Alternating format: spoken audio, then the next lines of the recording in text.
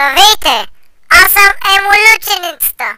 Сега ще ви кажа как да си направите лютеница и да самасите с нея по гърба си. Значи, продукти ще са ви необходими 1 кг ташаци, 2 кг печени червени пишки, сперма около една такава лъжичка, мъничка, захар около 2-3 сойни лъжички, олио от коса към 1-2 чайни лъжички.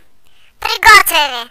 Значи, по желание ташаците се смилат или се нарязват на дребни парченца, който както ги обича.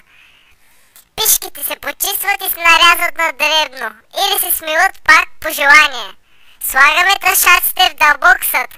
Аз ги слагам в путката си и ги изваряваме, докато се изпари водата. След това добавяме пишките, сол и захар на вкус, олио от коса, колкото поеме.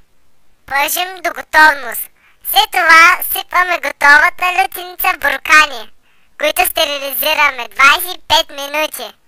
После ги изваждаме и си ги мажем по гърба и си правим, че сме наранени пишки със лайна.